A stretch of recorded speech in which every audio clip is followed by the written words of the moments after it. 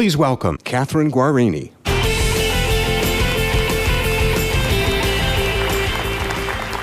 Good morning. We have industry solutions in industries like fintech and retail and many others, including cross-industry solutions such as blockchain. Which brings us to the next topic, and I think you'll find this very exciting. You've heard, I'm sure, about Bitcoin. Well, blockchain is the distributed ledger technology underpinning Bitcoin. And it can be used across many industries to streamline business processes. Blockchain's in a position to really revolutionize industries, and our platform is positioned to play an important role. So to tell you all about it, I'm pleased to invite up my colleague, IBM fellow, Donna Dillenberger.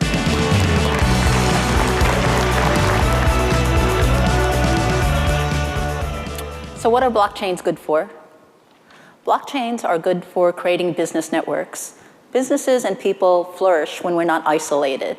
When we're connected with our clients, suppliers, banks, we can share information, we can share assets. What kind of assets?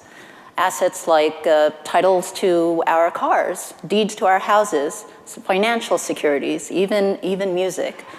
And when we share these assets using blockchain, then it doesn't take days to get the title to your car. It doesn't take weeks to get all the documents to your house. And it doesn't take weeks to go from a financial security that's issued to seeing all the other interested parties that would be able to manage it and buy it. So how does blockchain help the transfer of these assets? Well, before blockchain, every company keeps a record of their own transactions, which we call a ledger.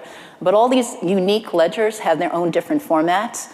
And what blockchain provides is a way to have selected information from all those ledgers automatically replicated with each other. And so we have replicated ledgers, and then we also have smart contracts that tell us under what conditions these assets can be transferred. And so I'm going to show you a demo of using blockchain for trade finance. So we start from the exporter, right? The exporter is going to ship some parts to the importer, and it has to be approved by the customs authority. The customs authority is going to use the blockchain to say that I've approved these parts. The port authority is going to use the blockchain to say I've approved the parts. And finally, the trucking transportation service is going to say that they've received the parts and delivered it to the importer. When that's done, the importer is going to transfer $1 million to the exporter, and that's going to also be initiated from a blockchain application. The other thing that you're going to see from this demo is that the port authority has an existing business process in IMS where they already keep a manifest of all the things coming into their ports. So the blockchain application is going to call out to IMS using InterConnect that you've seen Mike Pereira talk about. The customs authority is also going to call out to KIX, which is that holds their existing business processes. So you get to see how blockchain integrates with existing enterprise applications. And finally, the transaction processing facility and DB2 is also going to be called out from these blockchain applications, because blockchain will provide a record that doesn't change of what is on the blockchain, but you still have your existing business processes where you want to incorporate select information onto this blockchain ledger so that all the participants could see it. So now I'm going to show you the demo. So the first thing we do is this is a Linux shell in a IBM Z system, and I'm going to start the blockchain. And so the open blockchain peer starts up. Another blockchain peer starts up to replicate it. And now I'm going to just bring up, I'm going to point my browser to the blockchain. So it's pointing to this Linux server that I just started up. And I'm going to sign on as the import bank. And when I sign on as the import bank, I'm going to add a contract, a smart contract. And it says that some parts are going to be delivered from the supply corporation. And when they're delivered, $1 million is going to be transferred to my account in the export bank. And I need these 3 other legal entities to approve on the blockchain before the $1 million could get signed off. This is the smart contract. I publish it, and then all the participants in the blockchain that have authority to see this contract can see it. So I publish it, and the number of blocks went from 2 to 3. And so now, if I sign on as the trucking authority, right? So let me just.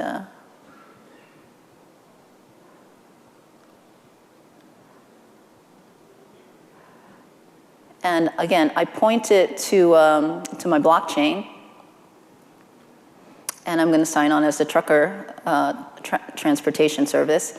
You see that the trucking transportation service has a different view, right? It doesn't have any contracts that it needs to publish, but down here it sees that some parts need to be delivered, you know, as opposed to the import bank, right? So the import bank, it sees that the smart contract, the status, there's the trucker needs to sign it, the port authority has to sign it. And so when I sign on as a trucker, this is going to go from pending to signed.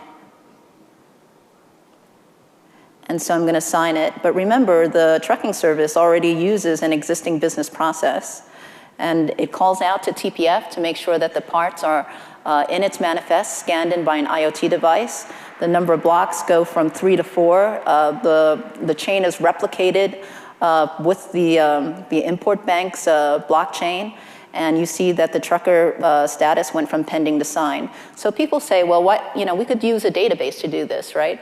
You could use a distributed database, but remember, the other thing is you have to remember blockchain came out of the Great Recession, and it came out of people who didn't want just one entity holding the records of which transactions were valid. So by having these peers replicate each other, by having the blockchain fabric replicate all these records, and every record is hashed, so you can't delete it. If you delete it, then the whole hash won't work, and then you're just going to be rejected by your blockchain peers. So once it's on the blockchain, you can't delete it. So now I'm going to sign on as the port authority, and I'm going to sign out as the trucker, and I'm going to sign on as the port authority. And remember, the port authority uses KICS. So the port authority, I'm going to say the parts have arrived, calls out to KICS to make sure it is there. I sign it, and you see that the status went from pending to sign. The last one is the customs authority, and I'm just going to sign on as the customs authority. And again, what makes our blockchain different from Bitcoin is if you use a Bitcoin blockchain, all these entries that are on the blockchain is visible to anyone that hosts the blockchain. This blockchain is made for business, so that means you, as the entity that will publish the record, you could determine who gets to see your records. So the customs authority calls out to IMS, and then finally you'll see that the supply corporation gets $1 million in its bank, and that's what you see. So why would you run blockchain on Z? Go back to the slides. And well, because this is the blockchain stack. And starting at the bottom, you see that the biggest thing about blockchain is this communication from peer to peer, when you need to replicate the database. If you have the peers as separate VMs on Z, then you get 7x more throughput, and you have 82% faster response time. And you say, well, okay, the whole point of a blockchain is that different legal entities will run the blockchain on different systems. But you also have to see, a lot of companies have also asked IBM to host their blockchain because we're not a bank, we're not a supply, we're not in the same business as they are. So if you want to, you could have your company host a blockchain in IBM, or if you want to run it on-premise, you could run it on-premise, and you could have IBM be one of your partners that replicates the blockchain, and you would get this throughput and response time. Also, if you run your own blockchain on-premise and you need to integrate it with your existing business processes, then you'll get 7x more throughput and 82% faster response time with that. So the other thing is that blockchain has accelerators for cryptography so that everything's kept private. To authenticate, I am the customs authority, I am the port authority. We have accelerators for elliptical curve digital signatures. And hashing is a big deal in the blockchain. This is how you make sure that the entries can't be deleted. Hashing on Z is 5 times faster than hashing on other platforms. Our crypto protocols are 5 to 6 times faster than the crypto algorithms on other platforms. You know, even if I wasn't part of IBM, right, I'd want my blockchain to be in the most secure platform as possible. Why wouldn't you run it on Z? So then you might say, well, why would I even use blockchain? Because again, you have to remember, this technology is coming from our children. It's coming from the show me people, right? So it's going to come to the part where I want my pedigree, I want my supply chain on the blockchain. I will do business with this company because they have their supply chain on the blockchain. They have all the pedigree of their ingredients on the blockchain. So we know that they're not doing anything nefarious. So it's going to be one of these things, you know, organic certified, trade certified. My company is blockchain certified. So